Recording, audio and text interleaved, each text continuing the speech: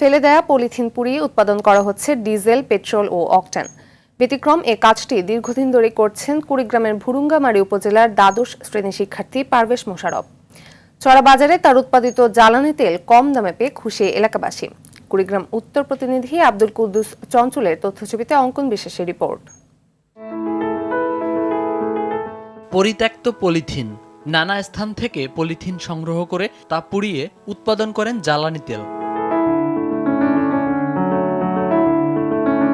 অবিশ্বাস্য হলেও দীর্ঘদিন ধরে পলিথিন পুড়িয়ে জ্বালানি তেল উৎপাদন করছেন কুড়িগ্রামের ভুরুঙ্গামারী উপজেলার পাথরডুবি এলাকার পারভেজ মোশাররফ। 2 বছর আগে ইউটিউব দেখে ধারণা নেন পরিত্যক্ত পলিথিন পুড়িয়ে কিভাবে জ্বালানি তেল উৎপাদন করা যায়।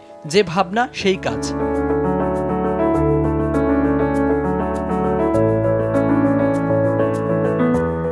তেলের বড় একটি ড্রাম, 2টি গ্যাস সিলিন্ডার, একটি ছোট জেরিক্যান, কয়েক ফুট লোহা আর প্লাস্টিকের পাইপ দিয়ে তৈরি করেছেন তার প্লান্ট। এতে খরচ পড়েছে মাত্র 8,000 টাকা। দিনে 20 থেকে 30 লিটার জ্বালানি তেল উৎপাদন করেন পারভেজ।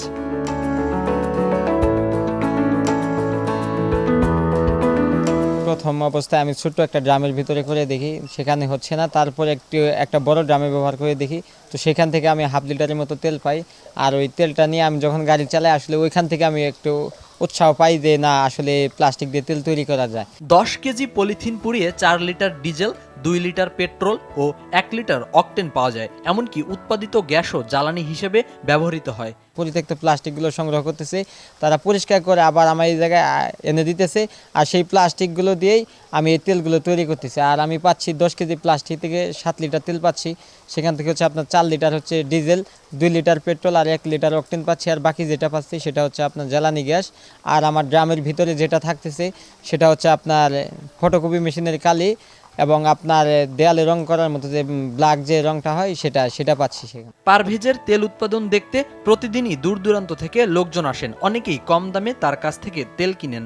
100 টাকা 90 টাকা করে বিক্রি করতেছে পেট্রোল, ডিজেল। আর ডিজেল বেচতেছে 80 টাকা। আগে যে পলিথিনগুলো আমরা ফেলে দিয়েছি সেগুলো সে পুড়িয়ে এখন সম্পদে পরিণত করছে।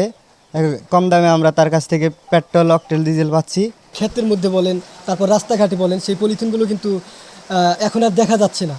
সব পলিথিনগুলো, একটা ছোট বাচ্চাও যদি একটা পলিথিন দেখে, সেই পলিথিনটা হাতে করে কুড়িয়ে এনে এই পারভেজকে দিচ্ছে। তেল বিক্রির টাকা দিয়ে পারভেজের পড়াশোনার খরচ চললেও সংসারে রয়েছে দারিদ্রতার ছোঁয়া। যে কাজটা করতেছে, যা খরচ করে মনে করেন লেখাপড়া চলতেছে, সংসারে চালাইতেছে, কিন্তু যে পরিমাণে লাগে সেই পরিমাণ তো আমি খরচ দিতে পারতেছি না। এই কাজটা ঘরে ঘরে করতে পারলে আমার মনে হয় যে খুব ভালো হইতো। জ্বালানি তেল উৎপাদনের এমন উদ্যোগকে সাধুবাদ জানিয়েছে স্থানীয় জনপ্রতিনিধি। কাজটি আসলেও খুব সুন্দর, এটা ভালো একটা দিক, এবং আমি আশা করি এই পলিথিনে যে আমাদের জমির ফসল ক্ষতিকর দূষণীয় হয় সেই পরিবেশটাকেও সে রক্ষা করতেছে পাশাপাশি।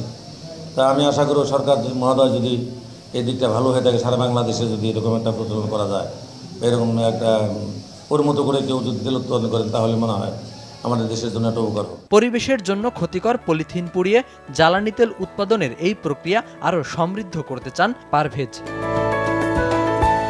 অঙ্কন বিশ্বাস, RTV।